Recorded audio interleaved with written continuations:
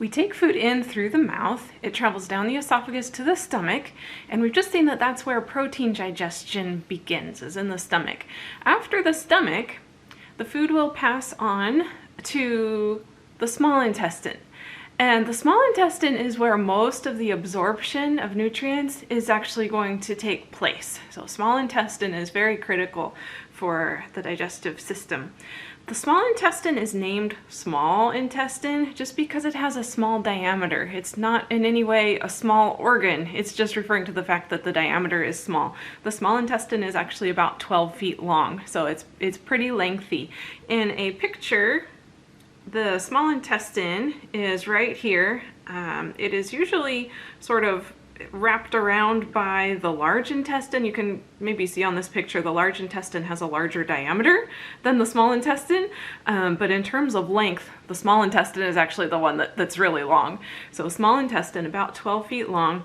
It's separated into 3 different sections. The first section that the food makes it to upon leaving the stomach, the first section of the small intestine is called the duodenum. And after that, there's a section called the jejunum. And after that is the ileum. That's a capital I-L-E-U-M. Ileum is the last section of the small intestine. The small intestine is going to give you a little bit of a throwback to the heart, actually. The small intestine has pacemaker activity. The muscles that are lining the small intestine will contract automatically. They spontaneously depolarize and undergo a contraction. And the rate of contraction is what can be controlled by the nervous system, the autonomic nervous system. So a little bit of pacemaker activity back here. The mucosa is very specialized in the small intestine. The mucosa has a lot of projections. They're like finger projections. They're called villi. But then in addition to the villi, there are, just microscopically, there are a whole bunch of other little projections on top of that, which are called microvilli. So looking at the picture here, again, zooming in into the lining, the mucosal lining of the small intestine.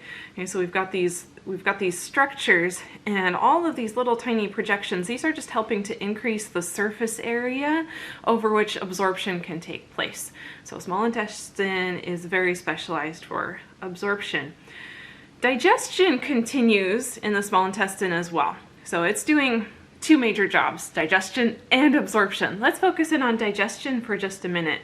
The lining of the small intestine, so these microvilli, these are just, essentially there are folds in the plasma membrane of the epithelial cells. They have a very folded surface, which again is helping to increase surface area. It turns out those folds, the plasma membrane has a lot of enzymes built into it. These folds, this ends up making it look like a brush, kind of like a paintbrush. This is actually called a brush border in the small intestine, and that brush border is what houses all of these enzymes. So the important thing to notice here, these enzymes, they're actually part of the small intestine. They're not being secreted into the lumen where the food is at. They're actually fixed in place in the lining of the small intestine. So this means they can be reused. It's not like they get released with the food and then get passed out with the food and the feces. Rather, they stay put in the small intestine. So it's very efficient. There are enzymes that are specific to pretty much each type of biological molecule. There are some that hydrolyze disaccharides. So remember, polysaccharides, we started digestion in the mouth, salivary amylase. Salivary amylase can break those down into disaccharide units. Okay, and then in the stomach, amylase gets deactivated because the pH is too low. Well, now that we're here in the small intestine, the pH is no longer real low like that. So now we've got enzymes that can be active again. Some of those are specific to continuing the breakdown of saccharides. Disaccharides will be broken down into monosaccharides in the small intestine. Polypeptides, so like proteins, we're going to continue digestion of those as well in the small intestine. So some of our enzymes are specific for peptide bonds, breaking peptide bonds. And then there are other things that get broken down as well. For example, phosphatases are located in the small intestine. Phosphatases are needed for stripping off phosphate groups. This is actually really critical for us being able to absorb calcium. Calcium absorption is something that is a little bit complex actually. In order for us to be able to absorb calcium, we also have to have vitamin D. Vitamin D is something that regulates the activity of these enzymes, the phosphatases that are in the small intestine. So this is something to note. So where do we get vitamin D? Vitamin D is the sunshine vitamin. Our bodies make it if we're in sunshine. So something to note if you're like me, if you wear sunscreen all the time, it's important to protect your skin. You don't want to get skin cancer. But if you're doing that, you're also probably blocking your vitamin D synthesis. So you might want to take a vitamin D supplement in order to help your body be able to absorb calcium. Something to think about in your diet. Okay, so these enzymes that are present, these actually explain a number of different digestive issues that people might have. For example, if somebody is lactose intolerant, if they're not able to have dairy, or if they have intestinal problems after consuming dairy products, a lot of times the cause for that is one of these enzymes is either missing or it's not working correctly. Sometimes these enzymes, in the case of lactose, it would be the lactase enzyme. If lactase is the culprit, a lot of times for folks it will work okay in childhood, but then as they age, that they lose that functionality. So that's all tied into what's going on at the brush border right here. If somebody is missing their lactase enzymes, then they can take a supplement. We learned about that in the lab. Lactase supplements can be taken so that someone can still have dairy even if they are lactose intolerant. So kind of interesting things there. Okay, the structure of the villi, these little finger-like projections. We've talked about like what's on the surface. Let's go inside. What is the internal structure of a villus? This is actually really important for absorption to take place. It's very important to have the necessary capillaries and vessels present there nearby, so that once we absorb molecules, they can be transported into the bloodstream ultimately. So taking a look here at the villi structure, the villi are lined with epithelial cells, and we've already seen some of that. That's true throughout the digestive system. The gastrointestinal tract is lined with epithelial cells. We've got some goblet cells that are responsible for secreting mucus. Those are shown in blue in this picture. So those are secreting mucus, very important job.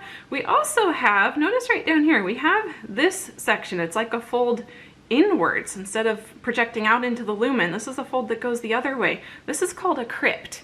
This is a really important site for maintaining and refreshing the epithelial lining. Right here in the crypt, this is where we have stem cells. They're housed right at the base. These stem cells are able to divide. They undergo mitosis. It's estimated, I need to double check this. I think it's estimated that they divide 3 times a day.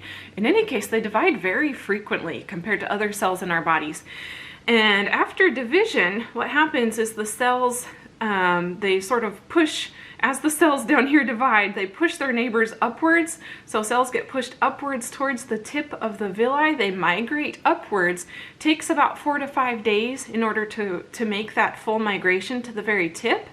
And then what happens is the older cells that are at the tip, they end up getting sort of abraded off. They flake off of the tip, and they just get passed out with the food. They get passed in the feces.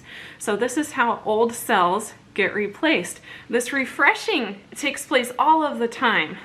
Cells are constantly being replaced, and this is a good thing. This means that cells that have experienced some damage or are just getting worn out, we don't want to keep those around. We want to get rid of them. And that's how it happens, is right there in the intestinal crypts. Okay, so coming back to absorption, take a look at the vasculature that is here. We've got arterioles, we've got venules, we've got capillaries essentially that extend up here into the villi. We also have, in green, we have a lymph vessel. And these are critical to absorption being able to take place. So if we've got some nutrients in the lumen of the small intestine, where are they going to go? The first thing they have to do is cross that epithelial boundary. Once they do that, they're going to have to make it into the bloodstream by diffusion. So we need for diffusion to not be, it needs to not be too far of a distance, right, in order for diffusion to be effective. So the capillaries have to be right near the surface here, and that's why they project upwards into the villus. So the food only has to, nutrient molecules only have to diffuse a very short distance in order to make it into the bloodstream or into the lymph vessel. Which type of nutrients go where? Well, it turns out that the blood capillaries, they pick up monosaccharides, so things like glucose, and they pick up things like amino acids that we get from the breakdown of proteins. They do not really pick up lipids. The lipids actually go into the lymph vessel, the green one right here. Eventually the lymph is going to drain into the blood. Eventually they will combine and then the lipids will be in the bloodstream, but they don't go there directly. Okay, so once things are absorbed by these vessels, we're going to see this later on when we talk about the liver. These blood vessels, instead of joining up with the main blood circulation that's going on throughout the body, instead of going there directly, first they get routed to the liver. And the liver does a really important job of processing, clearing out toxins that may have been present, but we'll come back to that later. Overall, what does the small intestine absorb? So we've mentioned it absorbs carbohydrates, it absorbs proteins, it absorbs lipids. It also absorbs things like minerals, calcium, iron, some of the B vitamins, water. We don't want to just flush all the water through, right? We want to absorb some of it. The small intestine does a lot of the water absorption, and also electrolytes. They kind of go hand in hand. And then another one we're going to be revisiting is bile salts. Bile salts are substances that are produced by the liver, and they really help with fat digestion. Bile salts get recycled, so they're released by the liver into the small intestine essentially, and then once they're done in the small intestine, they get absorbed back up in the ileum and routed back to the liver. So they sort of form this little cycle. They get reused multiple times every day.